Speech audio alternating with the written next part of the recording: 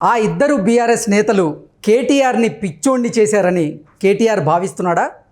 ఆ ఇద్దరు బీఆర్ఎస్ నేతల వల్ల కేటీఆర్ నమ్మి మోసపోయానని భావోద్వేగానికి గురవుతున్నారా అంటే అవుననే సమాధానం ఇస్తున్నారు కొంతమంది రాజకీయ విశ్లేషకులు.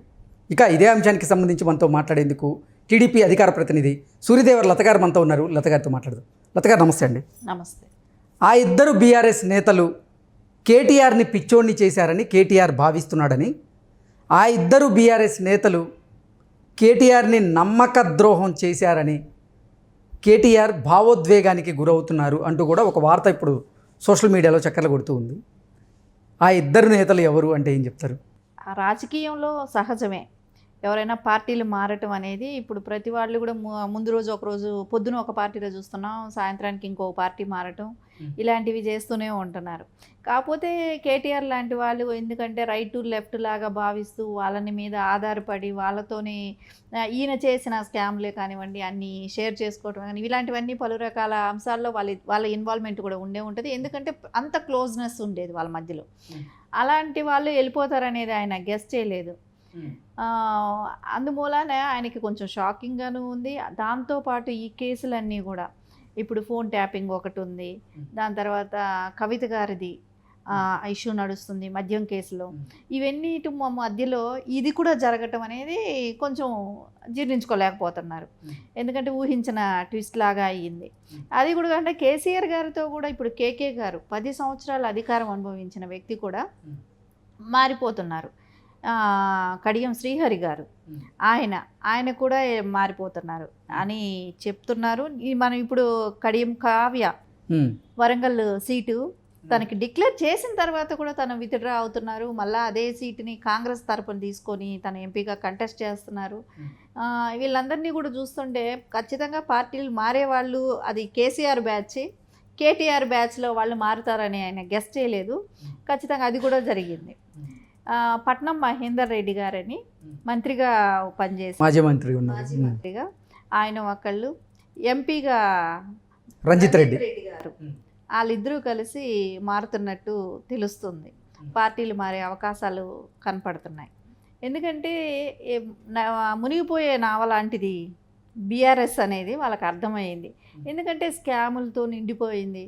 రేపు పొద్దున వీటన్నిటి నుంచి వీళ్ళు బయట వచ్చి పార్టీని నడపగలుగుతారా, పార్టీ నడుస్తుందా, తర్వాత ఈ స్కాముల నుంచి ప్రజల్లో కూడా బాగా చొచ్చుకుపోయింది. వీళ్ళు ఇన్ని రకాల స్కాములు చేశారు, ఇన్ని లక్షల కోట్లలో ఉంది, ఈ ధనమంతా ఏమైంది అనేది ఖచ్చితంగా ఒక అవగాహన అయితే అందరికీ ఉంది. కాబట్టి రేపు పొద్దున పార్టీ వస్తుందో రాదో అనే డౌట్తో కూడా వాళ్ళు పార్టీ మారే అవకాశాలు అయితే కనపడుతున్నాయి.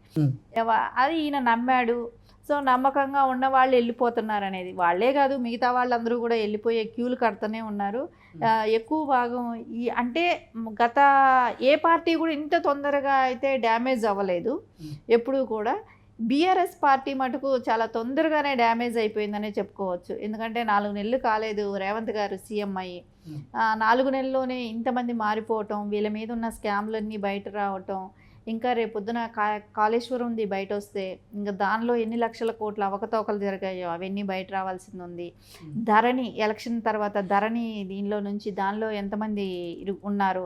సో దానికి సంబంధించిన నాయకులు కొంతమంది ముందస్తుగా కొంచెం వేరే పార్టీలు జాయిన్ అవ్వటమా, ఇలాంటివన్నీ కూడా ఖచ్చితంగా బీజేపీ కాంగ్రెస్ ఈ 2 పార్టీలు చూసుకుంటున్నారు. ప్రతి వాళ్ళు మారిపోతున్నారు.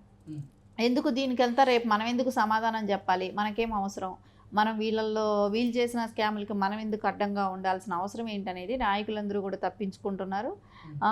తప్పకుండా బీఆర్ఎస్ పార్టీలో ఎప్పుడూ చూడని సంక్షోభం అంటూ స్టార్ట్ అయిపోయింది. అంటే ఒక్కొక్కరుగా సీనియర్ నేతలందరూ కూడా బీఆర్ఎస్ పార్టీని వేడుతున్నారు. కారణం ఏంటి అంటే అసలు బీఆర్ఎస్కి భవిష్యత్తులో మనుగడ ప్రశ్నార్థకంగా మారే అవకాశం ఉందని భావించారా? అందుకే వాళ్ళు పార్టీ మారుతున్నారా?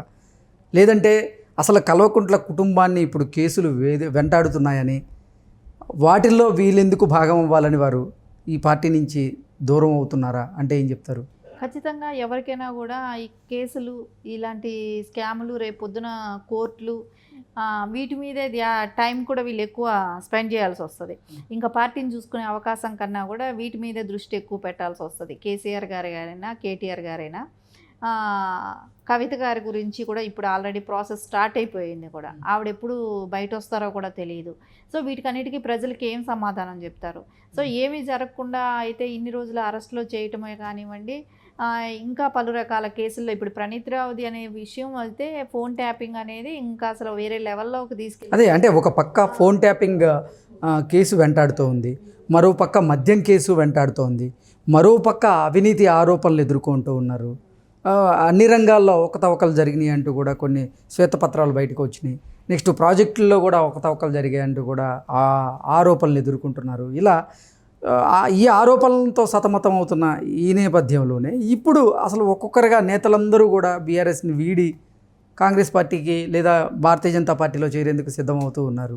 ఇంకా రానున్నటువంటి రోజుల్లో బీఆర్ఎస్ ఖాళీ కాబోతోంది అనేటువంటి మాటలు కూడా వినపడుతూ ఉన్నాయి. ఏంటి అసలు ఇప్పుడు కేసీఆర్ గారి కేటీఆర్ గారి పరిస్థితి ఏంటి అంటే ఏం చెప్తారు? ఖచ్చితంగా అయితే పార్టీలు మారిపోయేదానికి చాలామంది ఆస్కారం ఉంది. మేయర్ ఇప్పుడు విజయలక్ష్మి గారు కూడా పార్టీ మారే అవకాశం ఉంది. ఆవిడ ఆల్రెడీ కేకే గారితోనే వాళ్ళ కూతురు కూడా విజయలక్ష్మి గారు కూడా వెళ్ళిపోతున్నారు. సో ప్రతి వాళ్ళు కూడా ఇంకా రేపొద్దున కార్పొరేషన్ ఎలక్షన్స్ వచ్చేటప్పటికి అలాగే రేపు ఇప్పుడున్న కార్పొరేటర్లు కూడా ఉండరు.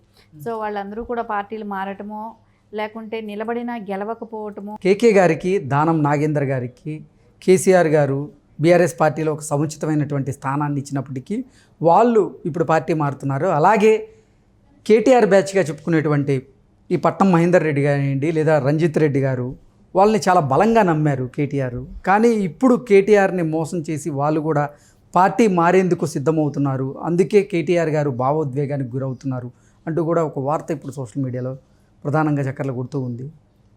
ఏం జరుగుతుంది అసలు? అందరూ పార్టీలు మారటానికి ప్రిపేర్ అయిపోయారు. సో రేపు పొద్దున వీళ్ళకి ఎంపీ ఎలక్షన్ అయిన తర్వాత కూడా ఇప్పుడు సీట్లు అందరికీ బలవంతంగా సీట్లు ఇచ్చారు, ఖర్చు మేమే పెట్టుకుంటామని చెప్పి సీట్లు ఇచ్చారు, ఎంపీ సీట్లు. రేపు పొద్దున ఆ సీట్లు వాళ్ళు ఎలాగో గెలవకపోయినా గెలిచినా ఎవరూ కూడా ఆ పార్టీలో ఉండే పరిస్థితి అయితే లేదు. సో బీజేపీయో కాంగ్రెసో మళ్ళా క్యాండిడేట్లు నిలబడిన క్యాండిడేట్లు కూడా మారిపోయే అవకాశం ఖచ్చితంగా కనపడుతూనే ఉంది. అసలు బీఆర్ఎస్ నుంచి పోటీ చేసేందుకు అభ్యర్థులు ఉన్నారా?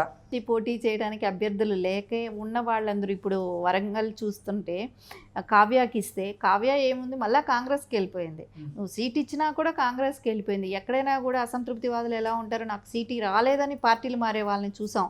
ఇక్కడ నువ్వు సీటు ఇస్తున్నా కూడా మారిపోతున్నారంటేనే అర్థమవుతుంది కదా పార్టీలో ఎవరు కూడా ఇమడలేకపోతున్నారు. ఎందుకంటే ఈ స్కాములన్నీ రేపు పొద్దున వీళ్ళ తిన్న అక్రమ సొమ్ములకంతా కూడా ఎవరు సమాధానం చెప్పాలి? ఈ పార్టీ రేపు నిలబడుతుందా, ఉంటుందా? ఉండే ఆస్కారం కనపడటం లేదు. ఇన్ని రకాల స్కాముల్లో ఇరుక్కుపోయి కానివ్వండి, ఇవన్నీ మూలాన రేపు పార్టీ ఉండదనే ఒక భవిష్యత్తులో ఇది పార్టీ కనబడేటట్లేదనే ఊహాగానాలు అయితే బాగా నడుస్తుంది.